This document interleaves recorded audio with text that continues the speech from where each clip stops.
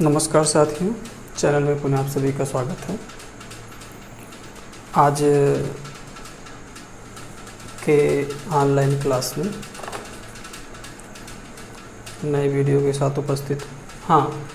देखते हैं आज बीएड 4 सेमेस्टर के बच्चों के लिए यूजफुल वीडियो होगी। उनके संबंध में देखते हैं कि उनके जो 4 सेमेस्टर के जो मॉडल पेपर हैं उसको देखते हैं कि मॉडल पेपर कैसे। वैसे भी बीएड 4 सेमेस्टर के बच्चे तो अभ्यस्त हो गए हैं कंपटीशन या यूँ पेपर देते देते, एकेडमिक पेपर देते देते तो आप अभ्यस्त ही हो गए हैं, क्योंकि फर्स्ट सेमेस्टर की भी पेपर दिया, सेकंड का भी, थर्ड का भी, फोर्थ में आप प्रवेश कर लिए हैं। तो पेपर का मॉडल सेम है ना। पेपर का मॉडल सेम है क्योंकि आप जानते भी होंगे कि ये जो नया है, चूँकि आप अभी तो ऑफलाइन क्लास कर नहीं पाए है ना, तो कुछ इस तरह से आपका एक कॉन्सेप्ट बना दे रहा हूँ कि ये बीएड 4 सेमेस्टर के बच्चों के लिए मॉडल पेपर पाठ्यक्रम में भाषा है ना। जो सब्जेक्ट है पाठ्यक्रम में भाषा, 3 घंटे का प्रश्न होगा, ये तो पहले से ही निर्धारित है, और 90 अंक का होगा। पेपर जो है आपका 90 अंक का होगा, ठीक है ना। प्रश्न की जो प्रकृति है आपको पता ही होगा, एक पूर्वत एग्जाम में पता ही है आपको कि प्रश्न किस प्रकार के होंगे और कितना करना होगा, शब्द बाउंडेशन उसका होगा, है ना। तो पहले जो खंड अ का है, खंड अ में अति लघुत्तरी प्रश्न है। अति लघुत्तरी प्रश्न जैसा कि आप जानते होंगे 50 शब्दों का होता है। 50 शब्दों में इसको लिखना होता है, एक प्रश्न 50 शब्दों में लिखना होता है, और 10 प्रश्न आते हैं और 10 प्रश्न जो अनिवार्य होते हैं, ठीक है ना। आए तो भी ठीक है, नहीं आए तो भी लिखना ही है ना। तो इस तरह से 10 अनिवार्य प्रश्न हैं। कुछ बच्चों की कंप्लेन रहती है कि सर नंबर नहीं मिलता, और भी एग्ज़ाम जो प्रश्न हैं कभी कभी छूट भी जाते हैं। तो देखिए ये आपको इस तरह से एक अभ्यास करना होगा कि 3 घंटे में आप 11 प्रश्न कैसे लिखते हैं, ठीक है ना। इसके लिए एक अभ्यास करना होगा, और ये प्रतिदिन के अभ्यास से ही संभव है। एक दिन में आप सोचिए कि आप लिखे कभी नहीं हैं, अरे भाई लिखना भी एक तरह से प्रैक्टिस होता है। डेली आप लिख रहे हैं तो हाथ जो है, हाथ की प्रैक्टिस हो जाती है, हाथ नहीं दर्द करेगा, उंगली नहीं दर्द करेगी। 3 घंटे में आपको प्रदर्शन करना है, एग्ज़ाम में अच्छे प्रदर्शन करना है। तो इस तरह से एक प्रश्न जो होगा वो 10 प्रश्न होंगे, एक प्रश्न जो है 1 अंक का होगा, और सभी प्रश्न अनिवार्य होंगे, यानी 10 अंक का होगा, है ना। 10 अंक का ये प्रश्न होगा। 50 शब्दों में लिखना है। ये बहुत विशेष तौर पे ध्यान देंगे कि जो आपके प्रश्न हैं वो 85 शब्द में होने चाहिए। ऐसा नहीं 200 शब्द में कर दिया, शब्द का विशेष ध्यान देंगे। दूसरी चीज़ ये है कि हेड राइटिंग का भी विशेष ध्यान देंगे। एग्ज़ाम में नंबर पाने में सबसे अहम भूमिका यदि किसी की है तो किसकी है? हेड राइटिंग की। बहुत मायने रखता है एग्ज़ाम में। तो हेड राइटिंग का भी अच्छा रोल होना चाहिए। शब्द बाउंडेशन जो है वो उस पर विशेष ध्यान देना चाहिए। आपको 50 शब्दों में लिखना है तो 2-3 लाइन में आपको जवाब दे देना है। आप हेडिंग के तौर पे खंड अ, खंड ब इस तरह से दर्शाएंगे। अति लघुत्तरी प्रश्न लिख रहे हैं उसको भी दर्शाएंगे। छोटे से प्रश्न बड़े हैं तो छोटे में करके उसको आप दर्शा देंगे। जैसे सामाजिक संबंधों की परिभाषा, तो सामाजिक संबंधों की परिभाषा आप लिख करके उसकी परिभाषा लिख दीजिए। 2-3 लाइन में ये समाप्त हो गया। इसी तरह से जो रोमन भाषा में 1-2 है इसको भी लिखने का प्रयास करेंगे। सेकेंड नंबर डाल रहे हैं इसको भी लिखने का प्रयास करेंगे, है ना। और इसी तरह से 3rd नंबर डाल रहे हैं तो 3rd नंबर डालिए, 4th नंबर डालिए, ताकि एग्जामिनर को दिखे कि हाँ आपने 4th नंबर 3rd नंबर लिखा है। कभी किस तरह से बहुत सारे ऐसे कापियाँ आ जाती हैं कि जिसमें आपके नंबर ही नहीं पड़े होते हैं। आप इतने जल्दी में होते हैं, नंबर डालना भूल गया, इसी तरह से रफ एंड टफ लिख दिया, पता नहीं एग्जामिनर को कौन सा प्रश्न लिखा है, वो भी झल्ला के क्या करेगा, नंबर ही कम कर देगा।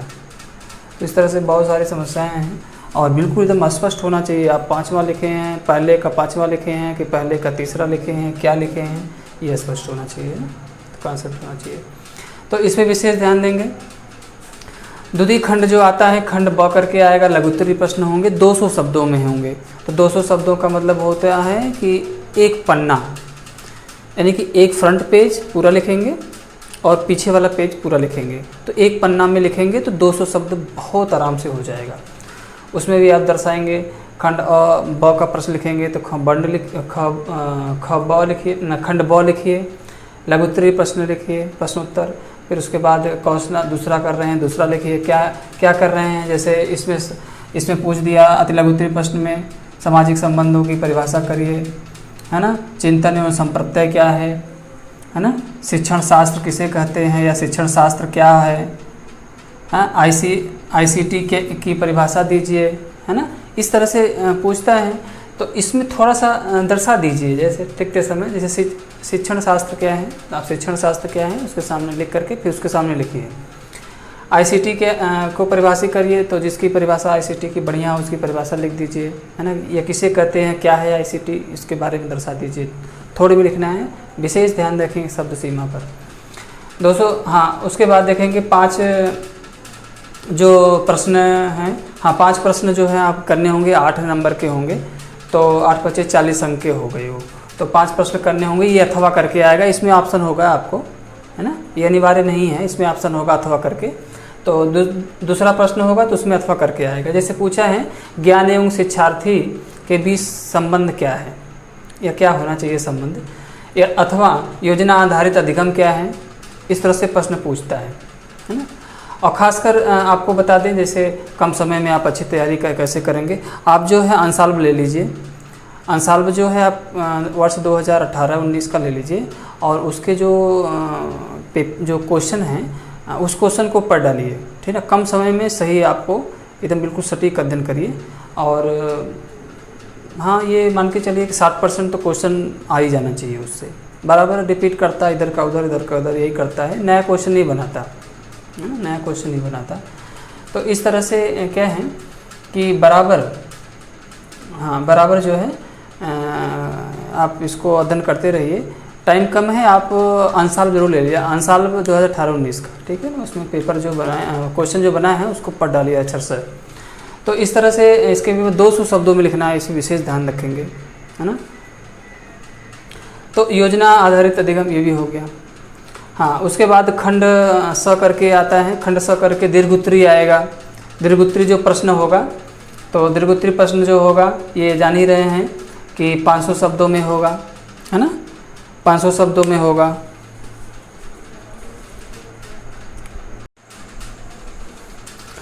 हाँ देखिए, दीर्घोत्तरीय जो प्रश्न होगा वो 500 शब्दों में होगा। और ये 500 शब्दों में होगा, ये जो होगा इसमें लगभग 5 प्रश्न आएंगे। 5 प्रश्नों में 5 प्रश्न आएंगे, 5 प्रश्नों में भी अथवा अथवा करके आएगा। उसमें से 2 ही करने होंगे, 2 ही करने होंगे। 2 जो एक होगा 20 अंक का, 40 अंक का ये हो गया। तो 40 40 80 और 10 90 अंक का हो गया। तो इस तरह से हाँ, शब्द सीमा इसमें भी दीर्घोत्तरीय में भी ध्यान देंगे। 500 शब्दों में लिखना है, तो 500 शब्दों का मतलब ये हो गया, यदि आप 200 शब्दों में 1 पेज लिख रहे हैं, है ना, 1 पन्ना लिख रहे हैं, दूसरा पन्ना भी आप लिखेंगे तो 400 शब्द हो गया, और आधा पेज और लिख देंगे, है ना, 1 पन्ना और लिख देंगे तो आपका वो 500 शब्द हो जाएगा। यानी कि 2.5 पेज, लगभग 2.5 पेज लिखेंगे। तो 2.5 पेज लिखेंगे तो 500 शब्द होगा। शब्द सीमा पे विशेष तौर पे ध्यान दीजिए कि कौन सा क्वेश्चन कितने शब्दों में आप लिख रहे हैं, इसका बहुत बेनिफिट मिलता है। कापियाँ मिलती हैं, बहुत सारी विडम्बनाएँ, आपको बहुत सारी कमियाँ कापियों में मिलता है बच्चों के। हेडिंग नहीं डालते, खंड नहीं लिखते, लघुत्तरीय है कि दीर्घोत्तरीय है, दीर्घोत्तरीय को लघु में, लघु को दीर्घ में, क्या क्या कर डालते हैं वो समझ में नहीं आता, है ना। बिल्कुल स्पष्ट होना चाहिए कि दीर्घोत्तरीय प्रश्नोत्तर आप लिखे हैं तो दीर्घोत्तरीय खंड स दीर्घोत्तरीय प्रश्नोत्तर, फिर आप लिखेंगे ज्ञान एवं पाठ्यक्रम के बीच संबंध, है ना। फिर उसके बाद आप लिखना शुरू कर देंगे। इस तरह से होता है। अथवा है कि सतवां है कि अठवां है, नौवां है, क्या है, आप कभी कभी नंबर भी नहीं लिखते। इस तरह से बहुत समस्याएं हैं। तो विशेष तौर पे शब्द सीमा पर ध्यान देंगे, ठीक है ना। तो चूँकि आप कई बार दे चुके हैं एग्ज़ाम, अब चूँकि पेपर नया है आपके लिए तो ठीक है, लेकिन मॉडल तो आप समझ रहे हैं, सब कुछ उसी तरह से लिखना है, उसी तरह से लिखना है। हाँ, थोड़ी सी जानने की ज़रूरत यह है कि 4th सेमेस्टर में जो ऑप्शनल पेपर हैं उसके बारे में थोड़ा सा देख लेते हैं, है ना। जो ऑप्शनल पेपर है, जैसे हमने बताया था कि पर्यावरण शिक्षा है, मानवाधिकार शिक्षा है, बहुत सारे निर्देशन और परामर्श है, बहुत सारे पेपर, उसमें 6 पेपर बताए थे। इसमें से 3 से 1 चुनना था और 3 से भी 1 चुनना था, यानी 2 पेपर था, ठीक है ना, 2 पेपर था। तो मान लीजिए आपके पर्यावरण ही दे रहे हैं, पर्यावरण एजुकेशन तो ये कॉमन बहुत लोग ऐसे इसको करेंगे। तो इसको देख लेते हैं कि जो दिया है कि पर्यावरण शिक्षा का कैसे मॉडल पेपर आता है, ठीक है ना, इसको देखते हैं। तो सेम वही स्वरूप इसका भी है, लगभग थोड़ी सी अंतर कर दिया है। तो 3 घंटे का ये भी होगा, 50 अंक का होगा, ये तो मैंने पहले ही बताया था। अति लघुत्तरी प्रश्न होगा, मानी खंड अ में अति लघुत्तरी होगा तो 10 प्रश्न होगा, अनिवार्य होगा, 1 प्रश्न 1 अंक का होगा, यानी 10 अंक का हो गया। ये तो आप जानिए, ठीक है ना। तो जैसे पूछ दिया पर्यावरण को परिभाषित कीजिए, तो पर्यावरण की परिभाषा लिखिए जिसका अच्छी परिभाषा है। और इसमें दे दिया पहले में पहला, पहले में दूसरा दे दिया। स्मोक क्या है, स्मोक क्या है, इसके बारे में लिखिए। ये तो जान गए, 10 प्रश्न हो गया। आते हैं खंड ब में। तो खंड ब में लघुत्तरी प्रश्न है ना, लघुत्तरी प्रश्न है। अब लघुत्तरी प्रश्न में देखेंगे तो ये क्या है कि 5 प्रश्न आएंगे अथवा करके होंगे, 5 प्रश्न 5 अंक के होंगे। उसमें जो था तो 8 अंक का था ना, 1 प्रश्न 8 अंक का था, तो 5 करना था, तो 8 × 40 था। ये 5 प्रश्न आएंगे, 5 अंक के होंगे, यानी कि उन 5 प्रश्नों में अथवा करके भी आएगा, और वो 25 अंक का हो गया, ठीक है ना। तो 10 अंक क्या हो गया, ये आपके अति लघुत्तरी का, और 25 अंक किसका हो गया, लघुत्तरी का, ठीक है ना। तो लघुत्तरी का भी अथवा करके आएगा। जैसे पूछ दिया ध्वनि प्रदूषण के कारणों प्रकार को लिखिए, है ना, या यूँ पूछ दिया अथवा करके दिया जैव विविधता की आवश्यकता और उसके महत्व पर प्रकाश डालिए। इस तरह से पूछ देता, अथवा करके ही पूछ देगा, या एक ही प्रश्न दे देगा।